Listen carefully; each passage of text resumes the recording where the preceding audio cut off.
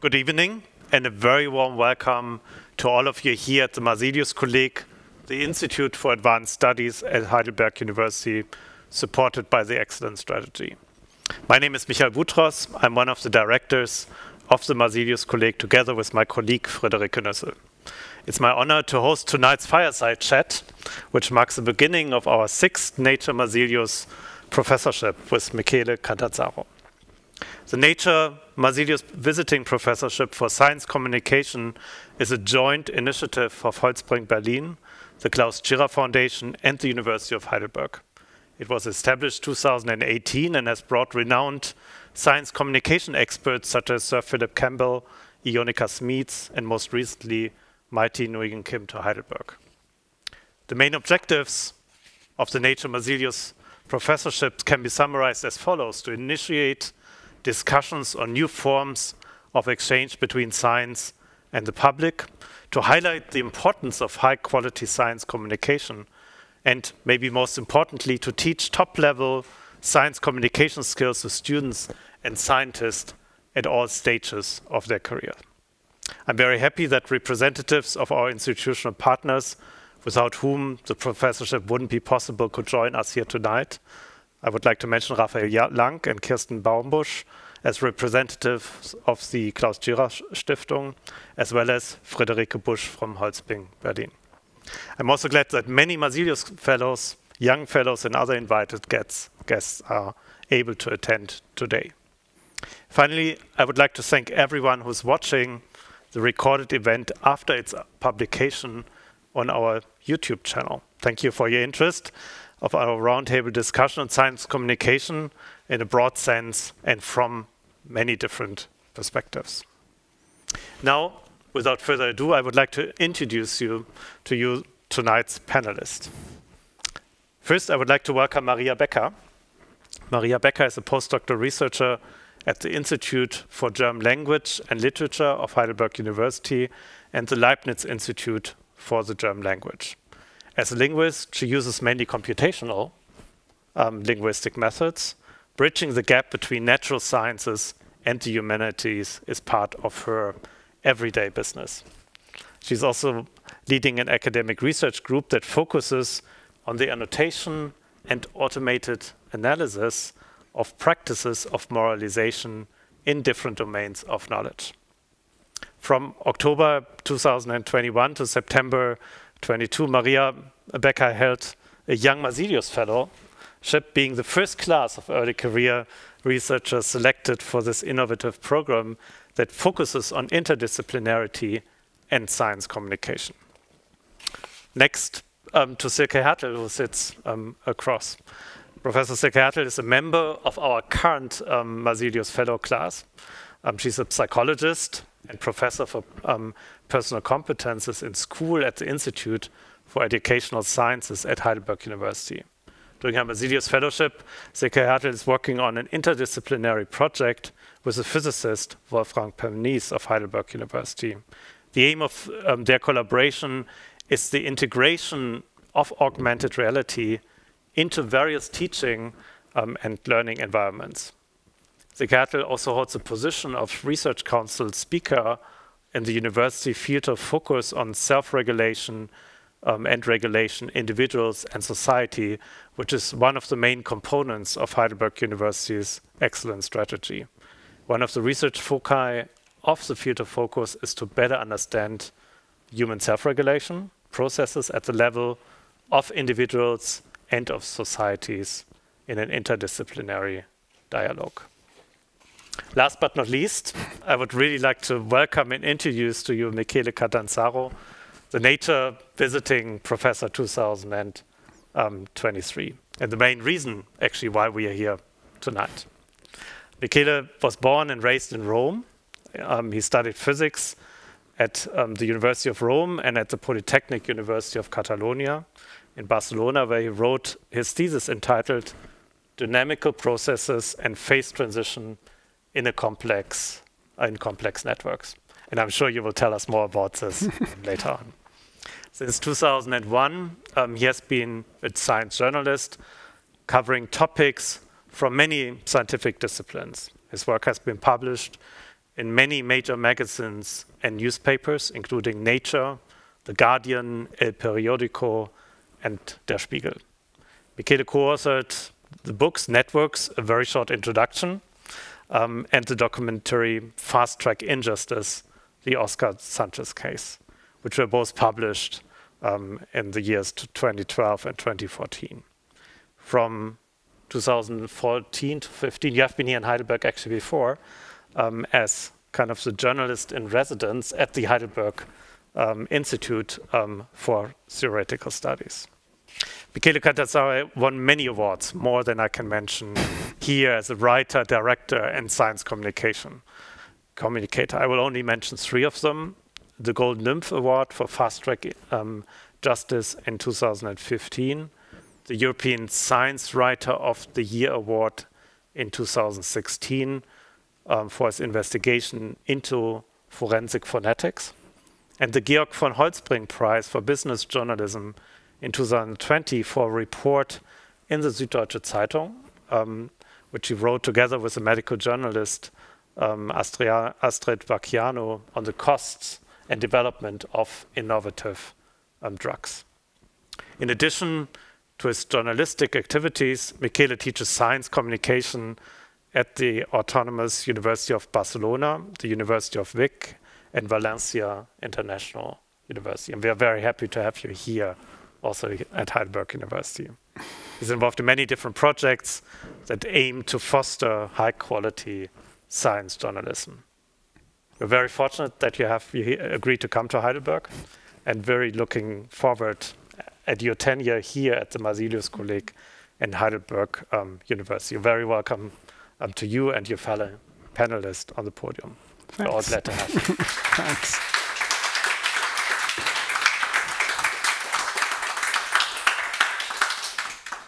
We'll start with a number of questions first, and then we maybe can really also go into discussion among the panelists. The first question goes to you. So you have a PhD, a doctorate in physics, and worked on complex networks and how they are regulated. Mm-hmm. To what extent does this disciplinary background also shape your view on science journalism, how you approach questions and how you report on them? Yeah, I've written this book on complex networks, and there is a sort of, let's say, funny story regarding it. In the back of the book, the first word that appears there is pandemics. And this book was written, I think, in 2012, 13 or 14. I can't remember exactly the date, because it was also translated in several different languages. And so if you see the evolution of the book, it generated some interest at the beginning, and then suddenly, a couple of years ago, well, more than 2 years ago, suddenly it had a new spike of interest, of course, because one of the applications of complex networks, and in fact, I come from a school of research in complex networking in which that application is important, is certainly modeling epidemic spreading. So I think that is an example that tells you how my background in physics influenced me also as a journalist. I was doing interdisciplinary research in physics, applied to problems that in the long run have become very, very relevant problem. And so, for example, I was driven to write that book, which is published by Oxford University Press. So it's sort of high-level popularization, but it's still popularization because I realized that, that sort of research was of much broader interest much broader interest than to the audience that checks the archive of preprints every day. So certainly that, this interest of, the application of science to societal problem is something that has been in my radar since I was doing my PhD, and even before, while I was studying at the university, when in fact I started to freelance. You've written on many different topics. Mm-hmm. Natural science, the environment, health, as you just said, science policy, forensics. How do you adapt the style? Do you need to adapt the style when you write about different topics to communicate the science that you want to really convey to the general public? Yeah, of course, these are very different things. I wouldn't say I adapt my style, because my style is basically journalism, okay? So I think I have a tool, which is investigative journalism, and a set of values that inform this tool. that you can apply to whatever object or whatever subject, let's say, from science to, justice, miscarriage, etc. What you really need to do is to delve into the topic, learn about the topic, understand it, and then you can really produce something that is remarkable. But in the end, it's a matter of applying journalistic value. So, for example, in science journalism, there is this debate whether only people with a scientific background should do science journalism. And my position is that having a scientific background gives you a big advantage in terms of knowing how science works inside and knowing things like, statistics and a set of tools that you need to understand. But I also believe that there are, and in fact, there are a lot of journalists with a 100% journalistic background that by applying journalistic method and by learning a lot what they study, they manage to have top level science journalism.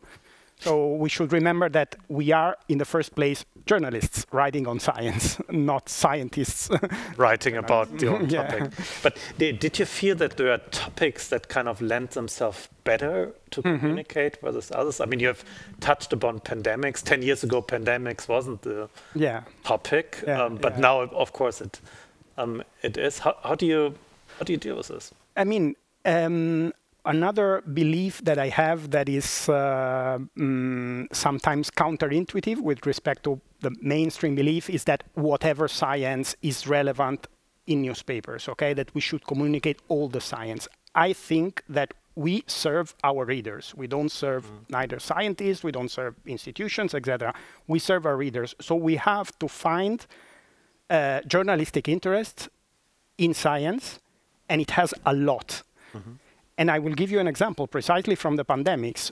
Who would have thought that basic mathematical research, computational modeling, or even a concept like PCR would have been something that would be in the public domain? Or exponential growth curves. Or exponential, exactly. So who would have thought that?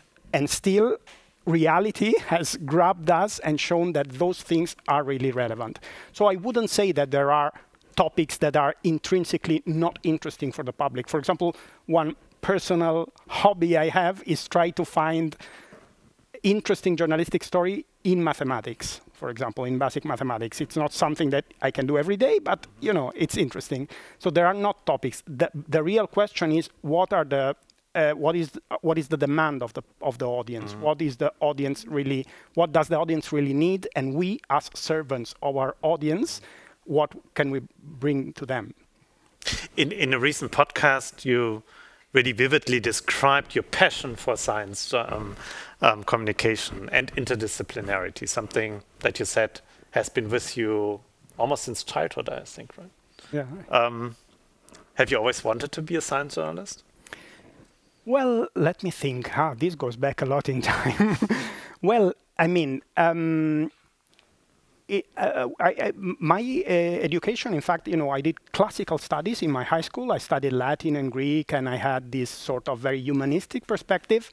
Then I got very interested in physics, but my interest, I was not the typical one that said, I like supernovas or black holes and I want to learn about them. I was really interested in physics as a tool to understand the world.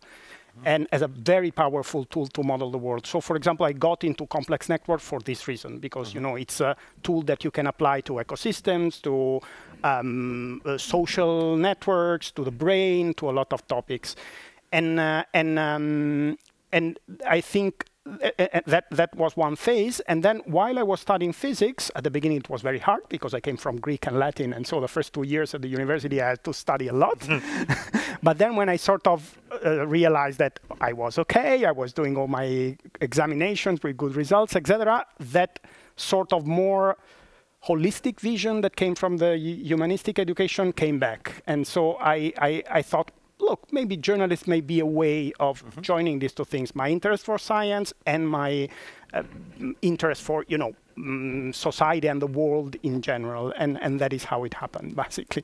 And so I started freelancing while I was in my third year of university. Then I decided to do my PhD, and I was meant to be a scientist, but then this passion reappeared again, and in the end, after... It cannot be suppressed. You know? Yeah, no. Well, I mean, Did you ever got bored about a certain topic? Did I have what? Sorry? Got bored about a certain topic that you say, I don't want to write about this again? No, let me think. No, I mean, I've have experienced in the past, you know, some these storms on Twitter when you write things that that people don't like. Mm-hmm. But I mean, we don't become journalists to please people. Yes, so that I mean. Sometimes it's stressful, but at the same time, it is not a reason to stop writing on those topics. On the contrary, it means that you are doing a good job if people get angry, because, I mean, if people get angry and they're not right, I mean, if you have written something wrong, it's you have to amend it. So I wouldn't say there are topics that I would say, no, I don't want to go back to it anymore, no. Excellent. So Maria, for your PhD, you have worked on automatic reconstruction of knowledge or implicit knowledge in argumentative text. Mm-hmm. In your expertise, is there something specific how computing can help us to acquire knowledge, maybe also to represent knowledge, to make sense of the world? Or is it just another tool like anything else that you use to read text? Well, that's a good question. Yeah, so in my PhD, I discovered the role of common sense knowledge for understanding language or for making computers understand language. And this is actually something that's still an unsolved problem, because when we teach computers how to learn something, then usually we need training data. And common sense knowledge is something that usually is not expressed explicitly, right? So we, for example, we as humans, we know we eat breakfast in the morning, right? But if you would teach an AA system something like the family had breakfast, then maybe the AA would not know that this takes place in the morning. And so I discovered how we can teach computers how to acquire common sense knowledge, which is not found in text that we usually use to train such models. And I started my PhD in 2016, 2017, and then we had very different ways than we have today for acquiring such knowledge. So back then we worked with knowledge graphs, for example, in order to teach machines what common sense knowledge is. Then I guess nowadays everyone knows, now we have ChatGPT, we have those large language models, transformer language models, that can learn this better or worse. So there are very different opportunities and ways how we can use the computer to acquire such knowledge. But it's very crucial for natural language understanding. So one of the many projects you have been involved with is the so-called Discourse Lab, kind of a platform which is generated by academics, but also for academics, who does basically automated discourse analysis. And you also have worked as a blogger. Yes. How was this useful for you to be basically both a blogger and somebody who basically really studies this at an academic level? Were there connections, or were these like separate activities for you? Yeah, so this Discourse Lab was funded, I think, 2015, and I was one of the first members of this team. It was funded at Heidelberg University by Professor Markus Müller. It now moved to Darmstadt because he got a professorship there. And our initial idea was to have both a platform with tools that we offer for people who want to automatically analyze language and use this tool. So we provide these tools, we provide data like corpora with textual sources, but also together with a blog where we update people about recent approaches, about experiments that we did, about like ongoing research projects. And they are closely connected. And well, my experience with this was that blogging takes a lot of time. And I guess everyone... Blogging and responding to comments? Exactly, yeah. And so when we started, I was hired there with a half position. Then I started my PhD. And then we had a student assistant who also worked, but like with only a low amount of hours. And like we realized that this needs so much time. This is nothing that you can easily do like besides your like job, right? Or your PhD or whatever you're doing. But I guess... But you never wanted to become a professional blogger or influencer? Or No, I don't think so. But I like the idea of publishing pieces of your work often instead of because waiting for the big paper and exactly, and this is also an experience that I made with because I did my master's in linguistics and then I moved to computational linguistics, which is like more in the area of natural science nowadays. And in the humanities, it's very often the case that you publish like big pieces of your work. A book. Very often a book, for example, or like a journal paper about like 30 pages. And you publish very often only after the project's already finished. And what like a blog post has maybe in common with like publications in other areas is that you publish smaller pieces of your work, like ongoing research. And this is very helpful if you want to discuss your work also with others. So I like to publish smaller pieces instead of like waiting for a big publication at the end of the project. Let me come back to a comment that you also just made about the relationship about computational linguistics and humanities. Is this an easy relationship, or is there kind of some, let's say, methodological part of that you would characterize as maybe more scientific than other parts of humanities, just to be a bit pointed here? I guess a lot of people, like from my colleagues, would actually not say that computational linguistics belongs to the humanities anymore. Okay. But this is actually not anymore. In my experience, it had shifted a bit. So when I started, I already said that I did my master's in linguistics, and then I was very interested into like quantitative analysis of language, and then I thought, oh well, like a PhD in computational linguistics might be interesting. Then I really very early realized that computational linguistics is very different from linguistics. My colleagues back then, like my PhD colleagues, for example, they came from physics, they came from computer science. I was actually the only linguist in our group. Might be an advantage too, right? It could be an advantage. I think nowadays when you have a look at like ongoing research projects, it's often that computational linguists seek to have collaborations with people from computer science more than with linguists, which I think is a pity because we can learn so much from each other. But still, I think one of the main issues is the research questions and what people are actually interested in, because linguists are often interested in like very complex phenomena in language. For example, in my research project, we analyze moralization in discourses, like in everyday communication, which is really hard to figure out how to do this automatically. And in computer science or in computational linguistics, natural language processing, people very often use like very complex models that examine in the end maybe quite simple phenomena such as sentiment analysis as something positive or negative, right? And so in my postdoc phase, I'm really interested into researching like the intersection. How complex can models be that we can use them for investigating complex research phenomena?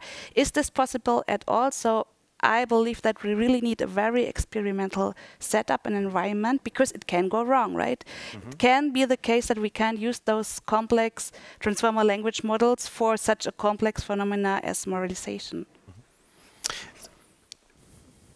So you were one of the first young Masilio fellows that we had at the colleague, and I have to ask you about your experience. Yes, sure. So why did you apply then, and how did it turn out? I mean, you were kind of our experiment, so to speak. Yes, we were an experiment. And without a control group, to be fair. But we would really like to. I would like to hear how was it? So I thought it was like when I read the call, I thought, wow, this is really nice to get in touch with and to get the opportunity to have collaborations with people outside your own research field in such an early stage of your career. Because I think especially when you're a young researcher, it might be hard to get like this opportunity to get to know about others, how they work, and also to get a broad overview. And I still remember, I don't know, Tobias knows if they did it this year as well. So we had a retreat and we had scientific speed dating at this retreat. And this was like the best experience, I think, from the whole program, because like the setting was, we were all sitting like in a big room and we had a timer. I think it was 10 minutes, which is that's not really speed dating, but well, long speed dating. Then our the task was figure out in this 10 minutes what you have in common. And there were people like from physics, from psychology, from theology, from like all kinds of areas, all at the same stage of their career or almost. And then like we just had to figure this out. And sometimes it there was, for example, I was talking to a postdoc from physics, and we just found out, well, we code in the same language. We both code in Python, right? That was the only thing we had in common. But then there were others, and it was like really interesting, and like parallels that we had in our research, I never had thought about that they exist. And there were also like collaborations that that were established there that are still ongoing. So, for example, I have now a collaboration project with one postdoc from psychology, because she investigates how, maybe broadly spoken, how parents get their children to do certain actions, like to clean up their rooms, for example. Oh, and yes, that's a very applied question, right? Exactly, yeah. And then I told her about my project, and she said, well, moralization and moral values play a big role in her data, but it's like very implicit, because like parents usually don't mention like moral values, but they frame it differently. And this was very interesting and really, really helpful. Yeah. Was there any field that you didn't see any connection with? Are they too far removed? Yeah, like some of the conversations were not like really leading into like a direction, but then it was still nice because like we talked about our research fields. There were also some scientists, like some young researchers there where I thought we would have something parallel. It turned out we didn't. But on the other hand, we also like found really nice parallels with other researchers. So that was really a nice experiment. I would recommend it for every young fellow class in the future. Excellent. Or like also like the senior fellows. Yes. Silke, science communication, I mean, as we just heard, does not only basically is necessary when communicating to non-researchers, but also between scientists. So you now you're one of the current Masilios fellows, together with Wolfram, who was a physicist. What's your experience? How does basically science communication works also between different fields? That's also a good question. So I'm a big fan of the Masilius colleague, actually. I love the experience to share ideas, to change perspectives, and also to see kind of a research problem with different perspectives. And I think the good thing about Masilius is that we have these projects that also kind of give us a focus, and we can dive into the discussion and to communicate what our perspectives are that we bring from our kind of research background, our research ideas, the theoretical frameworks.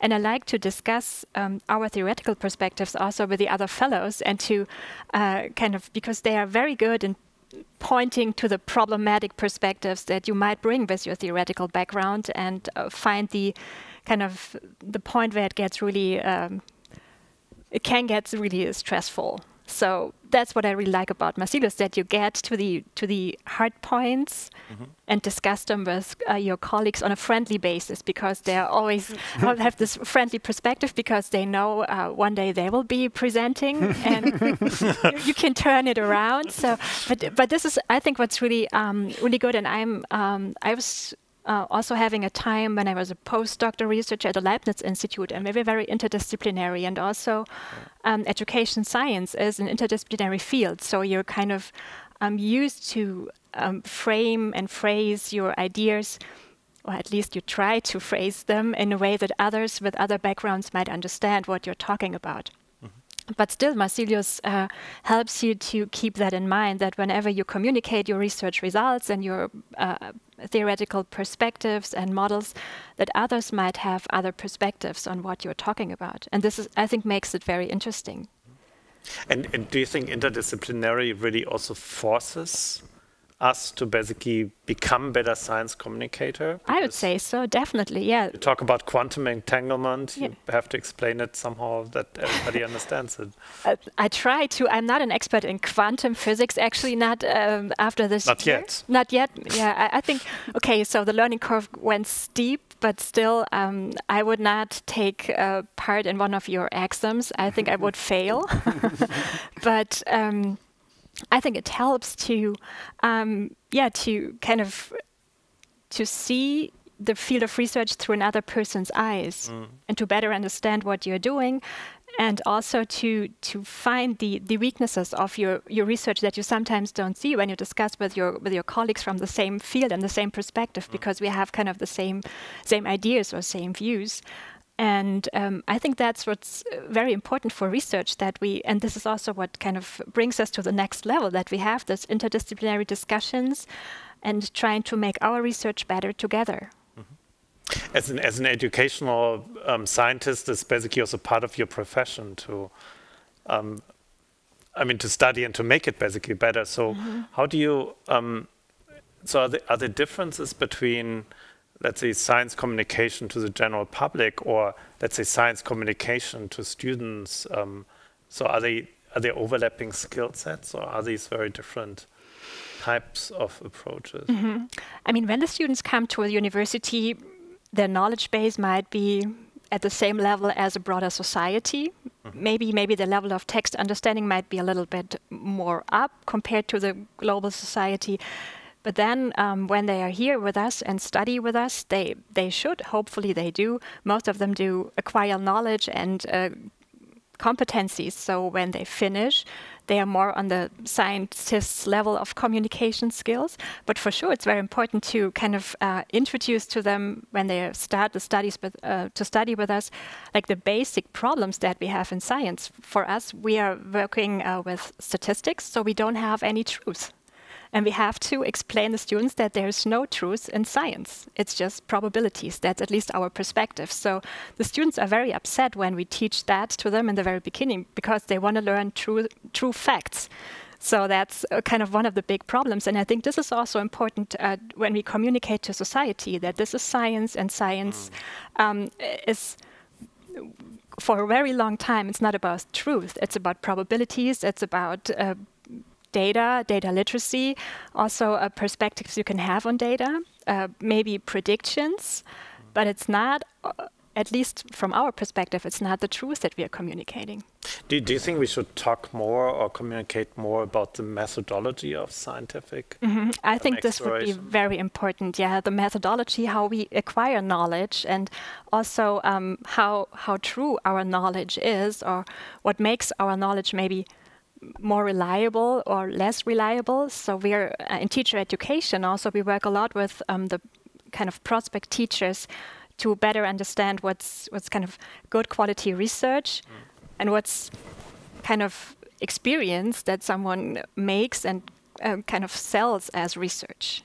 To better understand when they try to have evidence-based practices in their everyday school life, what to rely on, for example. So I think this is very important when we try to transport the kind of results from our research to society, that we also provide the information how trustworthy and how reliable, and what are the limits? What are the limits, and also what that means to their everyday lives, maybe it does mean something, but it might not mean anything because it's on a population level. So this may be not important for the single person. Maybe it is because it just figures out this one person's problems, and those are very important informations that we usually don't or not always kind of provide with the results that we kind of publish or also send out in the society.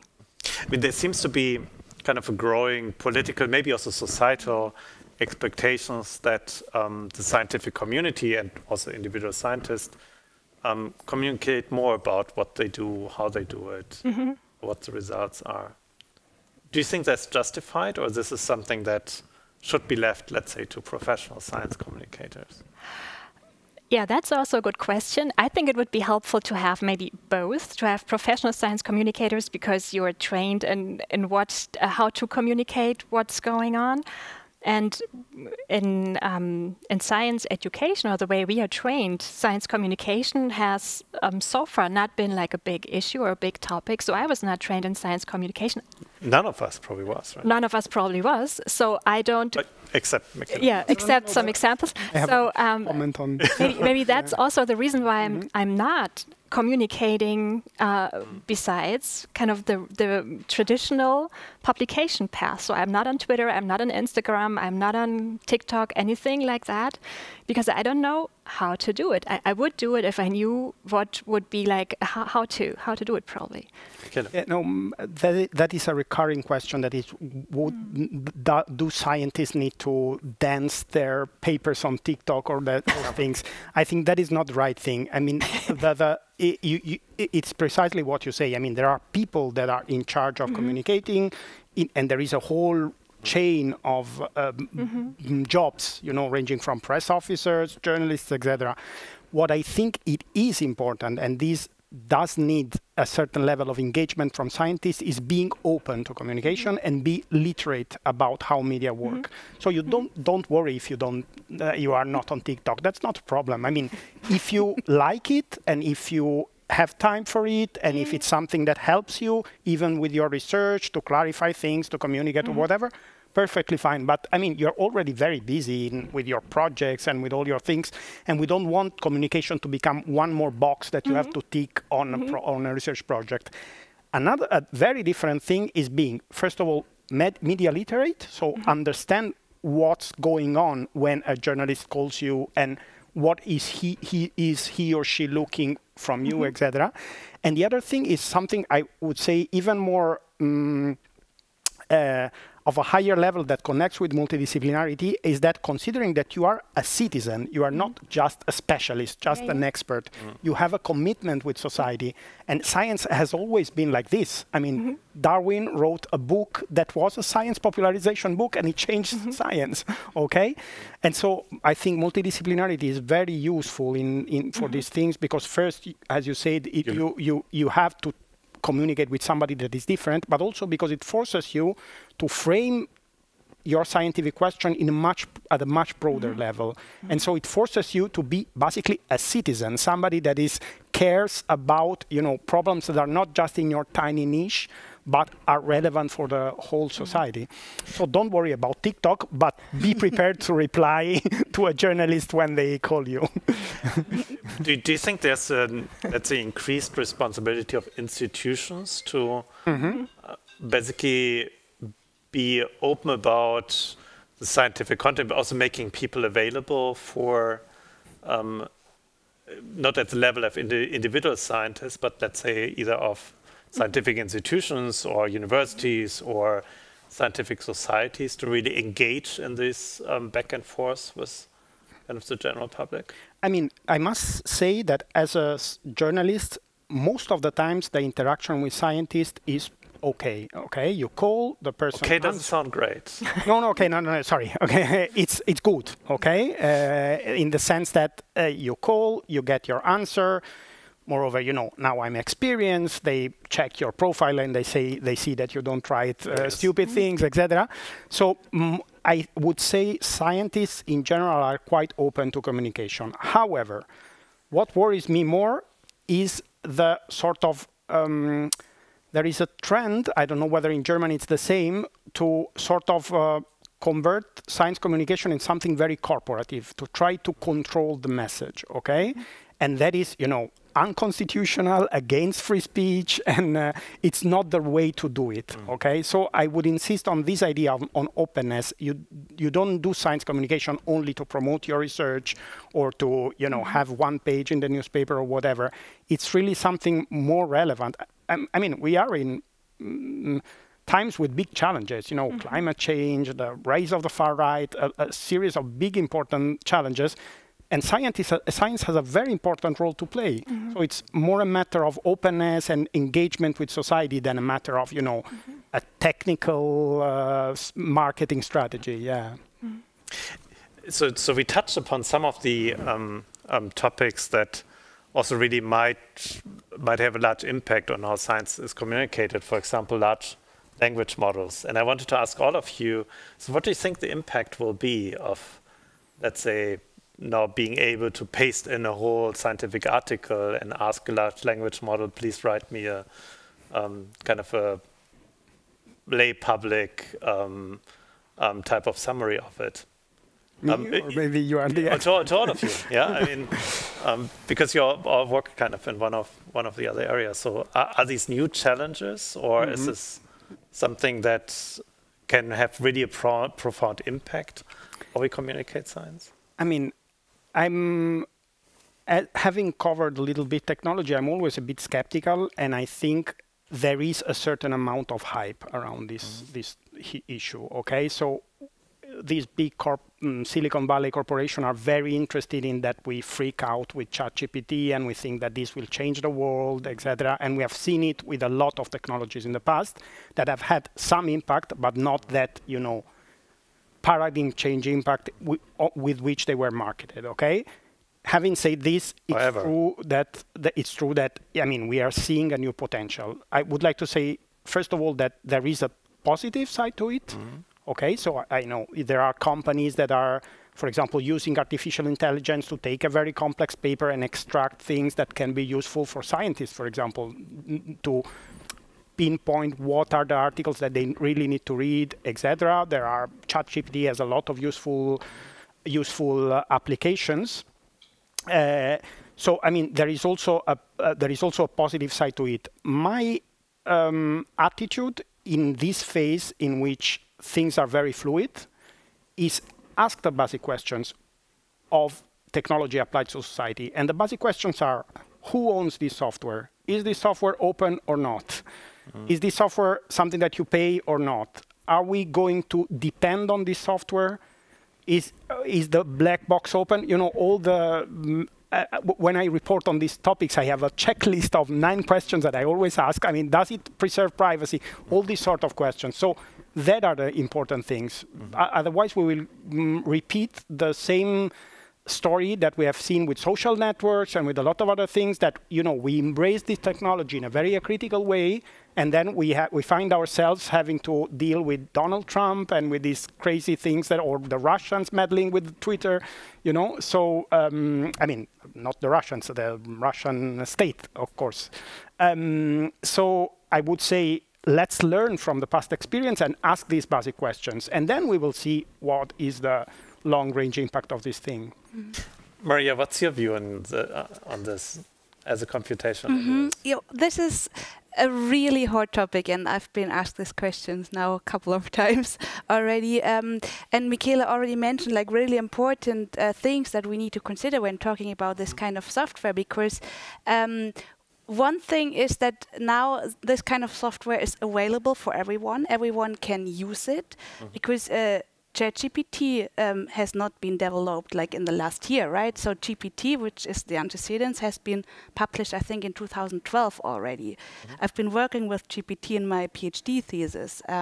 But what is now very different is now it's like available, everybody can use it, right? Yeah. Exactly, and this has a large impact on how how science is being conducted, because before, like in computational linguistics, it's really hard now because this model works really well.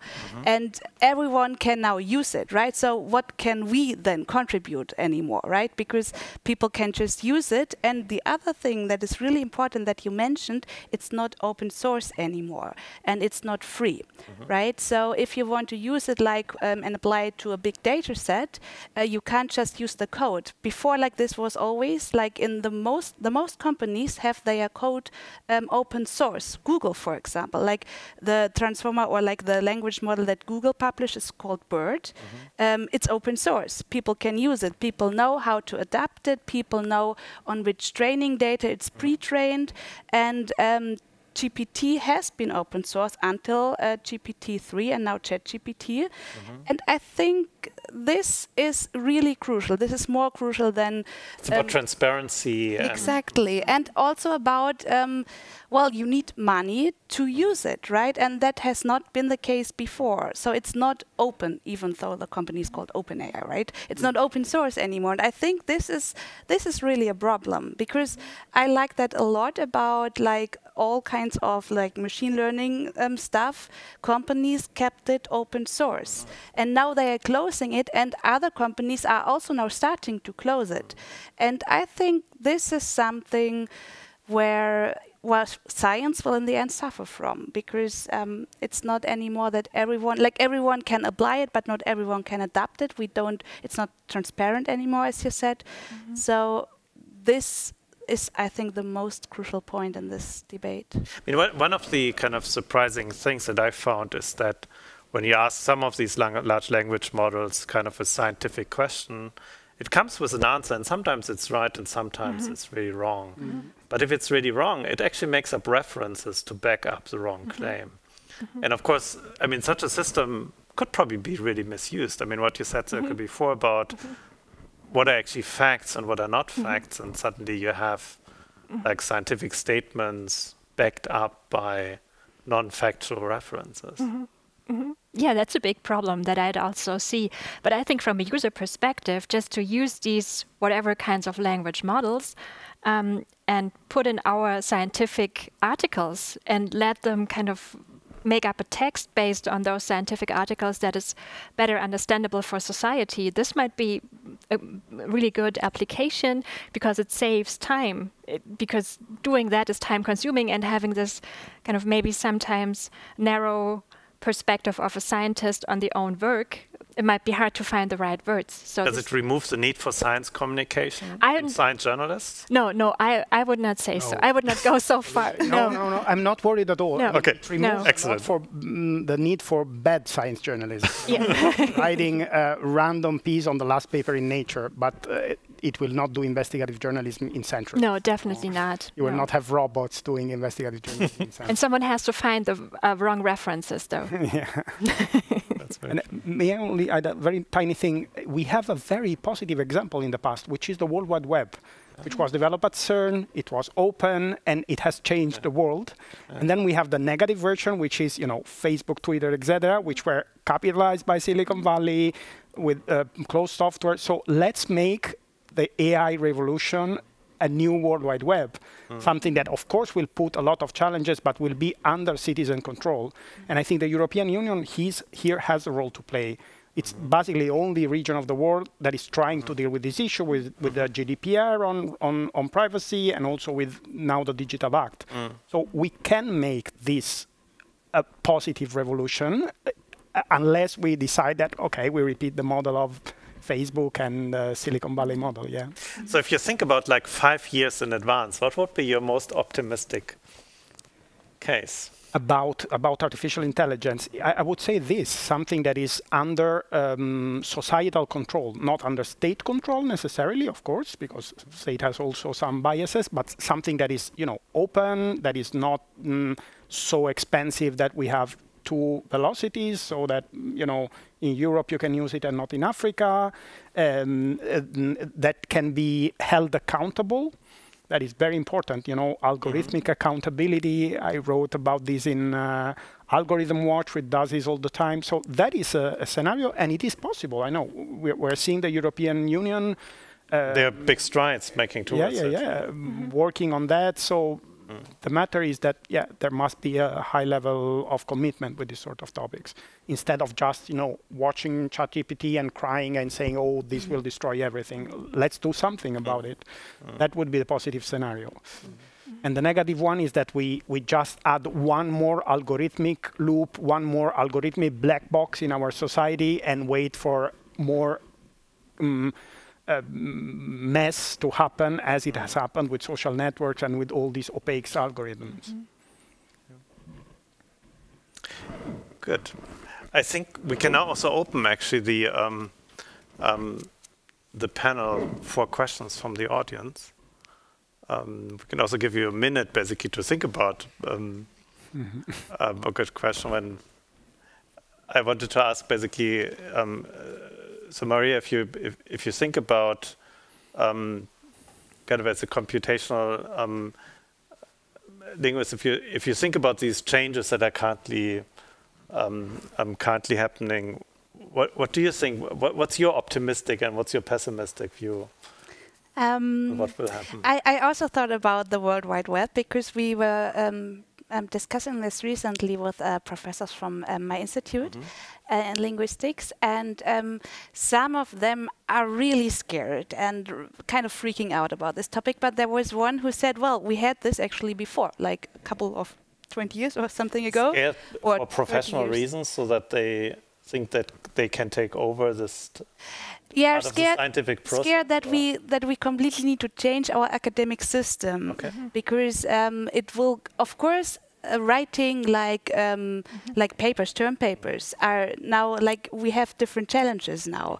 But like one of the professors just mentioned, well, with the internet coming up, we had the same thing actually, like a big change in how academia works, how we make students write homework or like write up their term papers, and that we need to to really take into account what these models can do and what they can, like how they can help us. So, for example, to get an overview about a certain topic, it's so easy using ChatGPT.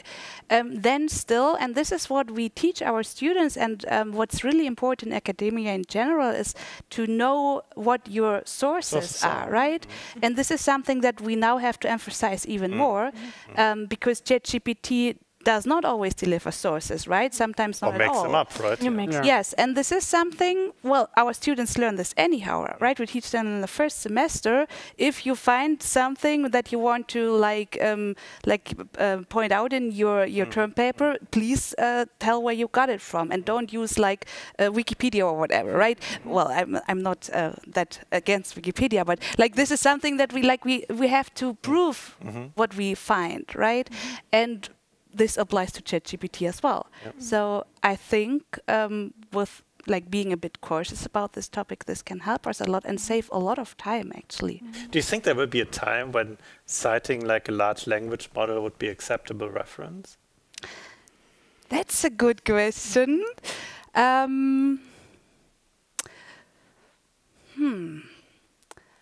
Well, maybe if they have like a ChatGPT scientific version, like a science there would be version. it would be open about it, right? And yes. Yes, so if we have, maybe that would be a model, because ChatGPT is trained with a lot of web data, right? And from web data, everyone can publish on the web. But if we would have a scientific version of ChatGPT that only relies maybe on published articles or articles published in a specific journal or in an accepted venue, conference, well, then why not? Yes. Like a peer-reviewed ChatGPT. Yes, yes, and it would not know as much as the general version of ChatGPT, because the more the better. This applies to like almost all neural models, artificial models. The scientific garden. A scientific garden, yeah. And the model would then, maybe you would ask a question, it would say, sorry, I don't know. That would be a good thing, right? Yes, yes. So I've seen questions from the audience. Maybe Thorsten Moos first. Yeah, Michael, you said you do science journalism to serve the readers. So since you are a physicist, I'd like to ask you, what's your model of readers? Who is sitting virtually at your table when you write? What are their relevances? Whom do you see? To whom do you talk?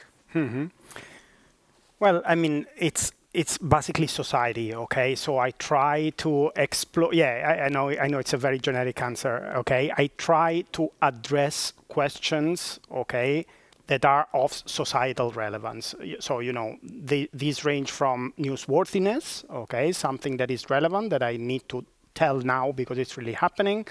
And newsworthiness is in closeness in time with what is happening, but also closeness in space if it's relevant to the specific place where I'm writing, or also in terms of topic. You know, PCR is a typical example, something that was completely relevant for the general public, and the next year, my 9-year-old daughter was saying, "Oh, I had more PCR than anybody else in the family."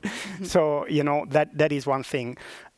So that is the basic thing. And then I think, you know, when you do investigative journalism, somehow it comes up spontaneously, okay? Because you sort of deal with questions that have to do with, you know, injustice or justice miscarriage or scams or all these sort of things, and those have let's say obvious relevance for your public. So I would not say, and then another very important thing is that I recognize my bias. You know, I'm a white middle-class man with certain level of education, etc. And so you have to systematically try to take into account diversity in while writing. So, for example, I'm writing a lot now about climate solutions, let's say, and it's very easy to reduce it to, you know, very tiny solutions that only the rich and the highly educated can afford. And so when you write about that and you think about the whole variety of the audience that you have in front of you and the whole variety of society, then it opens up a little, much more. Okay, you start to approach systemic questions, for example, things that do not only depend on you recycling correctly or going with a tote bag, doing your at the supermarket or whatever. Thanks. I've seen a second question here.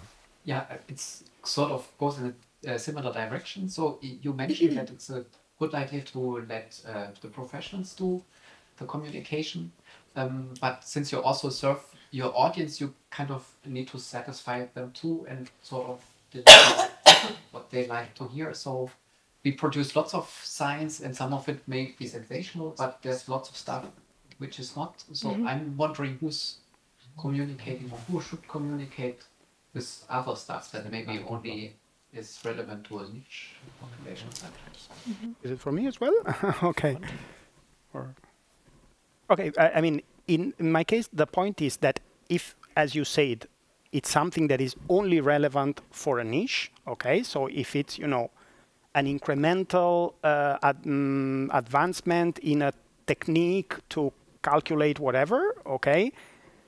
It can be communicated to that niche because it's relevant to them, but it will be also damaging to communicate to the broader public, okay?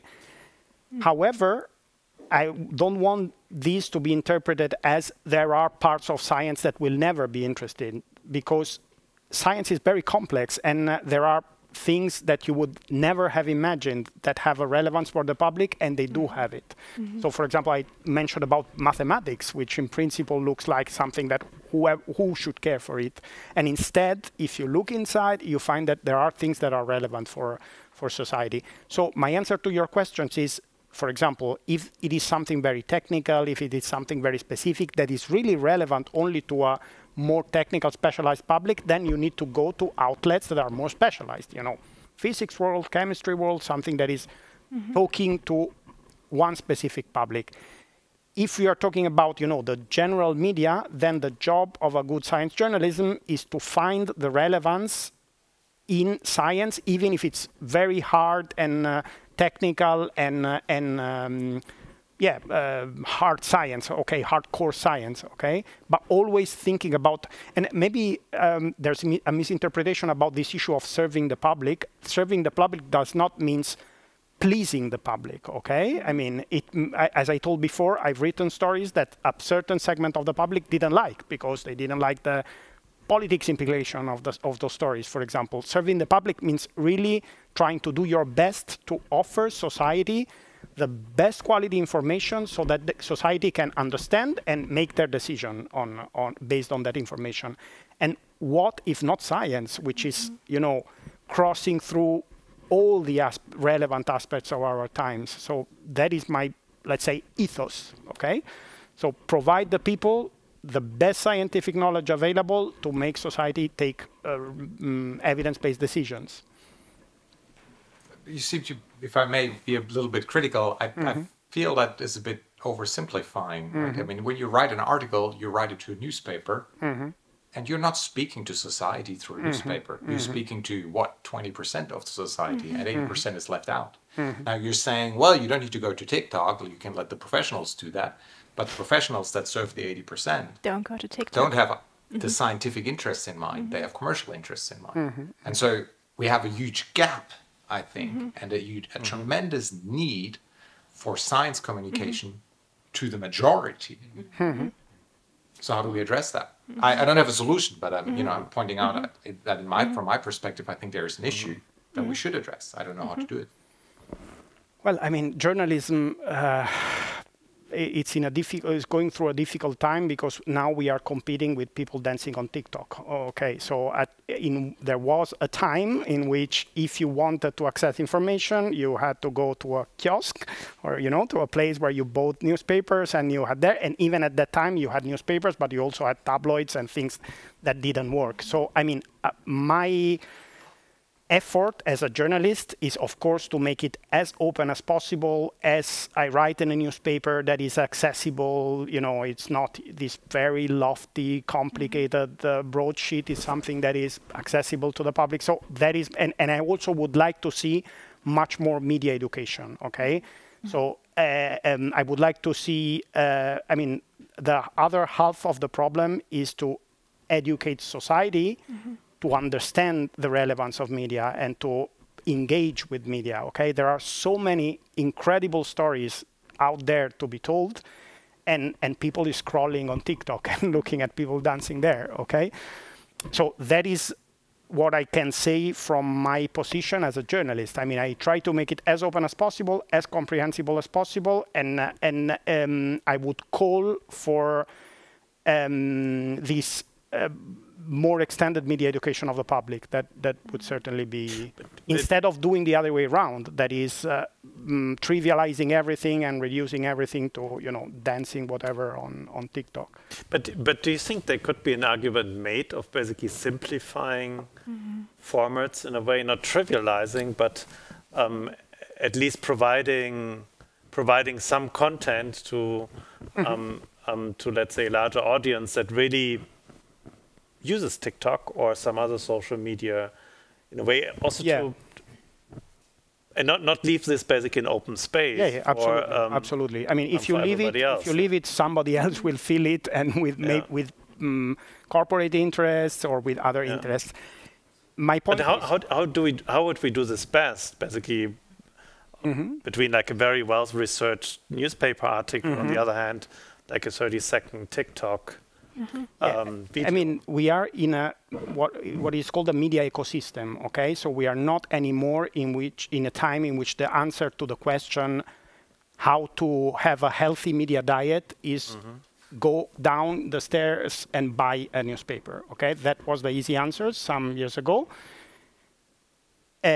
Now it's much more complicated, okay? And obviously I don't have an easy answer, okay? In fact, if I had time, what I would like to investigate is precisely this. How can we rebuild a healthy media diet in a context in which you are forced to check Twitter, to access very different sources of information? It would not be enough just to read one newspaper, okay? So maybe, let's say, my main message is that ethos of service to the public, we should not lose it. So I will give you a very practical examples. All these influencers on Instagram, on TikTok, for example, they do something that is totally accepted in that world, that is publishing content in exchange of being paid. Okay, this in journalistic ethics is forbidden. Okay, unless you really clarify it a lot. So I would like to see those values that we have built in years of commitment with journalism, and that are even written in our constitutions in terms of, you know, freedom of speech, independence of the press, etc. I would like to see those values applied also to this other channel.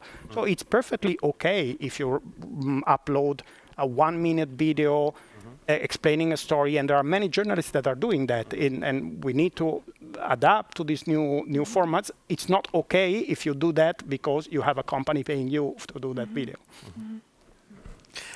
So we also have to come slowly to the end, but I have one final question for all of you. If you think about so we have talked about different formats, how to communicate, but I would like to go back a bit to content.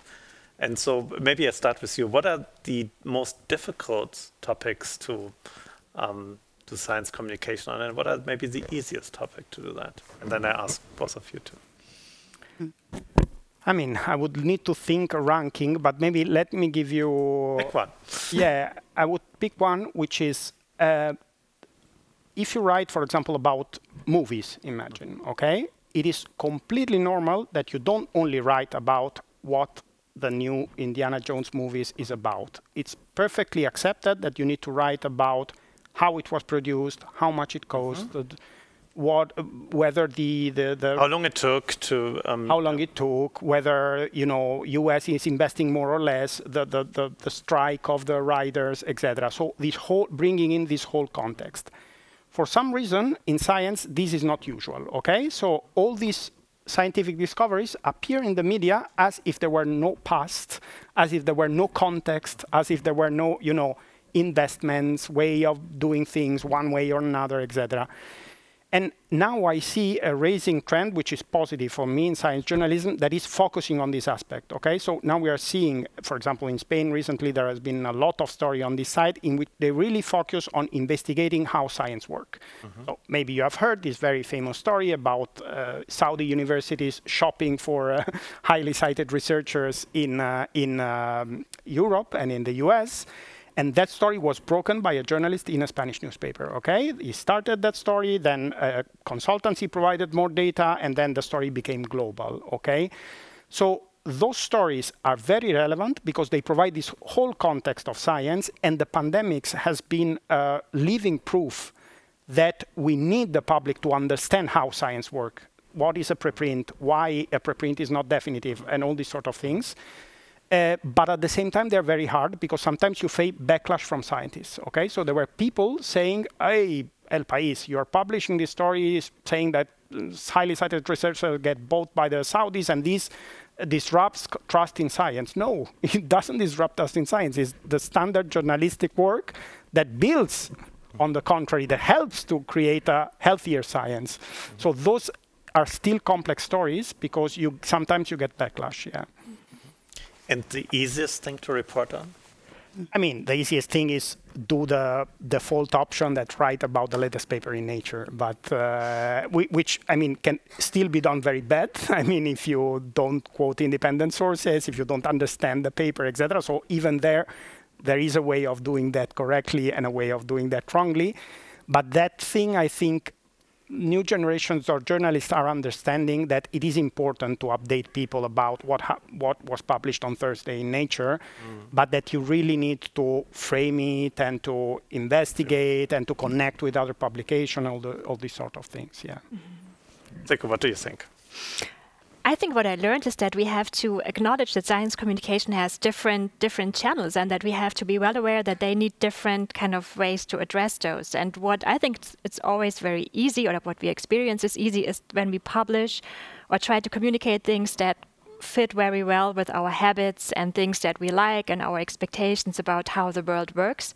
So things that kind of come easy in our everyday lives, that's perfectly fine.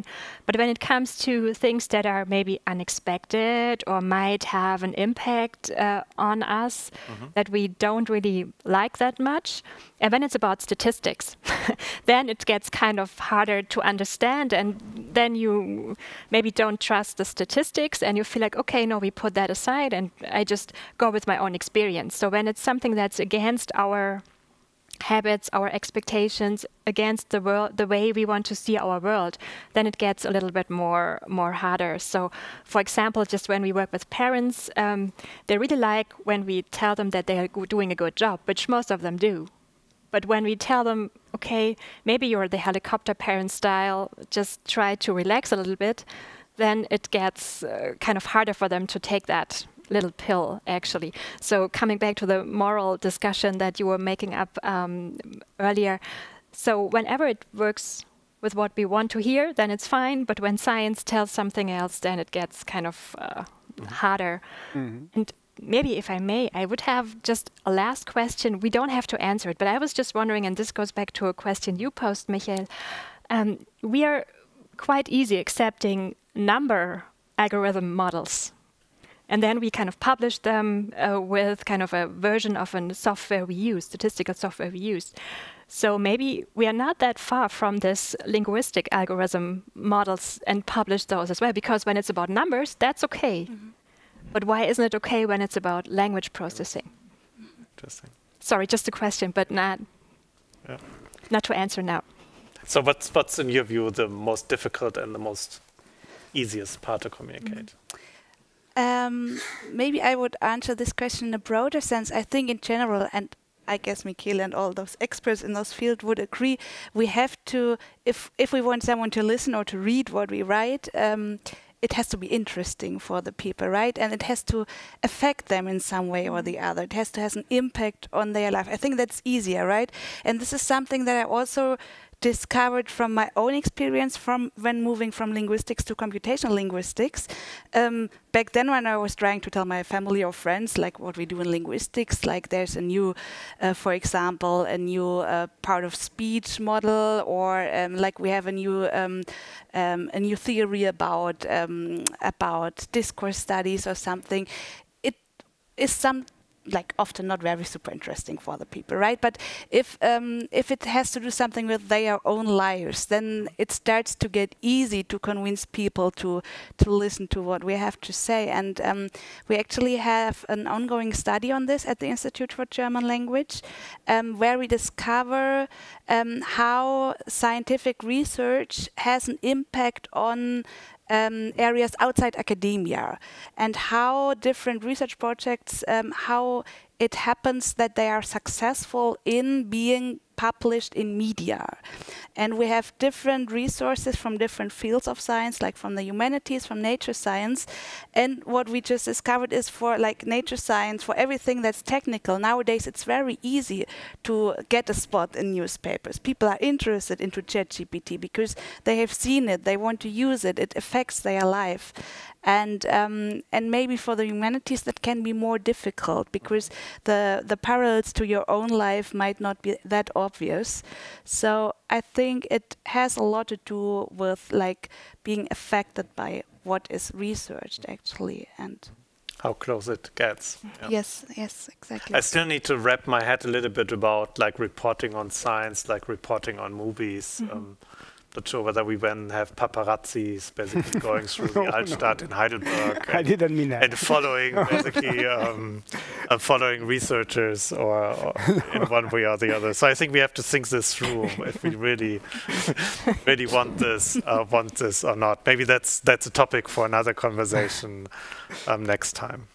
So a really big thank you, heartfelt thank you to all of you on the panel and also in the audience for taking part in this conversation. I would also like to thank the Klaus Tschira Foundation in Holzbrink, Berlin for their continued support and cooperation on the Nature Masilius professorship. Thank you also to all that took care of the technical and organizational aspects of tonight's event. And as a next step, I mean, it's your first day as a Nature Masilius professor. I mean, you will now continue with a seminar program, meeting many people here on campus. All courses are fully booked, unfortunately, and there are already long waiting lists to participate. So one final announcement for all that still want to basically interact with Michele Catanzaro is that he will give a public lecture on July 24th in the Great Hall, 25th, in the Great Hall of Heidelberg University on exhausting our critical thinking. We're looking very much forward to this and would like to cordially invite all of you also to come there and continue the discussion. Thank you very much to all of you, and good night.